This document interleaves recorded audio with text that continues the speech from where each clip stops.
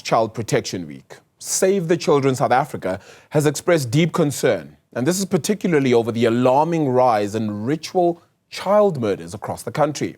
The child rights organization says recent cases, that includes those of the Joshlin Smith disappearance, Kutlwano Shalaba and Likhona Fose, all shocked the nation and laid bare what is a disturbing reality. Children are falling victim to harmful traditional practices that exploit and endanger the most vulnerable members of society. Save the Children South Africa CEO Gugu Xaba joins me live now to just talk about this a little bit more. Xaba, the reaction is warranted, but I want to know perhaps, do you have an idea as to what is driving the surge? Why has this sparked up all of a sudden? Thank you very much, Arabile. As Save the Children South Africa, our view is that all forms of violence are growing.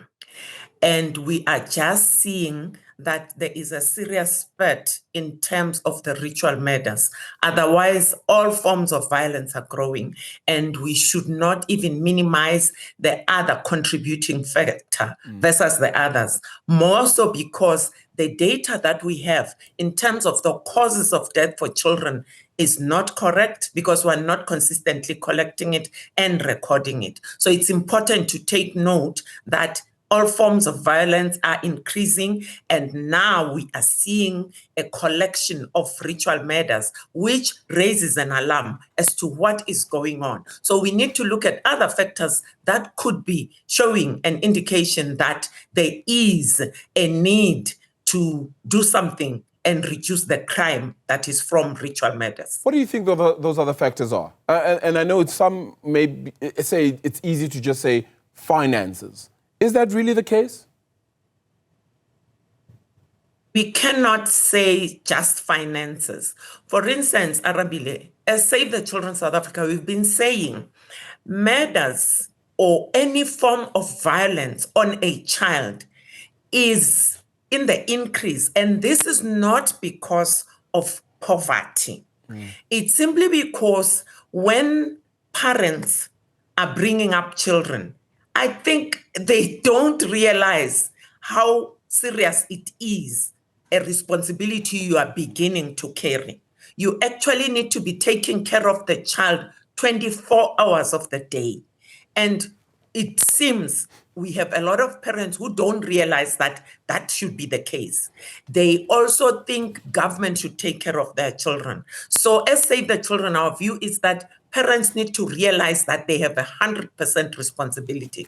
Government has to support by putting systems of safety and creating environments that are safe by reducing crime and supporting parents to have their children stay in an environment that is safe. So now people use reasons like it's because of poverty that there is crime and then our children are affected. And yet that is not always the case. Yeah. I mean, you and I both know the old adage that says it takes a village to raise a child. What happens when the village itself then is not the safe environment it used to be? I mean, what does that say about the state of child protection in South Africa as we have it right now? The state of safety for children in country right now, I would say between 1 to 10, we are at about 4 to 5, simply because we've got high crime rates, we've got high use of alcohol, substances, including drugs, and that increases vulnerability for children. We've got a growing number of traditional medicines use, and we are not sure whether that also contributes significantly to the killing of children. And then the fact that parents are selling children, it tells you that the kind of crime we have is different, because now children are being used as commodities to increase their resources. And then we do have poor attention to taking care of children, such that some parents think a 5-year-old can be left in a home and they go to a pub. that also must be taken care of, because it means we must teach parents that they have a huge responsibility in caring for the children. Government needs to support them, and government is making an effort to support them. So many interesting aspects of what you've just said there as well, but perhaps maybe we can touch on the beliefs, the cultural norms, the traditional healing sort of aspects that are always mooted around and thrown around now at this time as well. How important is it that perhaps that area, I'm going to call it a sector, that sector comes to play and says, no more shall this be the case for us? If those traditional healers, those traditional leaders came forward, how helpful would that be?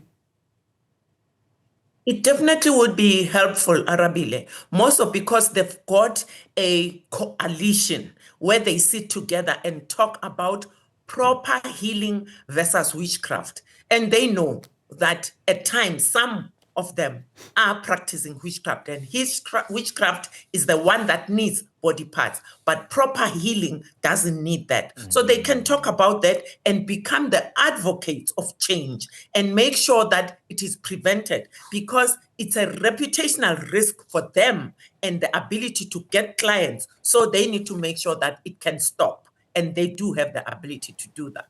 Yeah, a little bit, a while ago when the crime stats came out for the first quarter, somebody was saying to me that while we do have many unreported or misclassified cases, the number of reported cases grows, not necessarily because the incidents have grown, but because more people are reporting.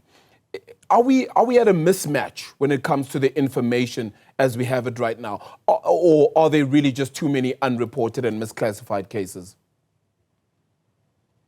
It's safe to say, as Save the Children, that yes, the number of reports is growing because people are aware. That is fair. But now we know that there's some cases that are hidden in families because they don't want most of the missing children and the abused children. Those are hidden because some families don't want it to go out there. So the stats is not correct because there's no agreement, there's no formality. Yeah. But then the other thing we've seen as Save the Children is that when there is investigations are made, are we able to report per district, per province, and the causes? For instance, when we investigate, do we get to a point of the cause and document it properly and upgrade or update our data so that we can report properly on a quarterly basis? So we can still improve on the data collection systems. Okay. And I can fully understand that as well. If we're able to do the data better, then we're able to collate it better. We know how to deal with the problem better. How significant to the problem is law enforcement? Okay. I would say 80% of what should happen is law enforcement. Let's take a case where a child is reported to be missing today. If law enforcement steps in immediately, we have high chances of finding the perpetrator. And we have high chances of getting to the truth of the matter.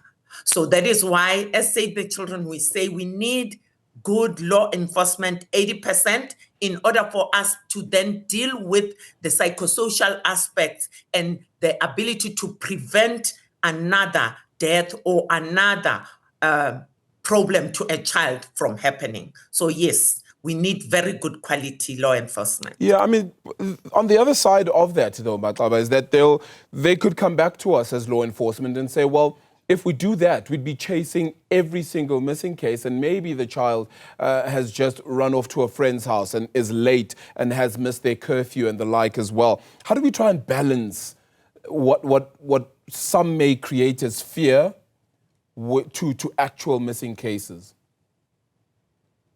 That is when we have a responsibility to prevent an occurrence.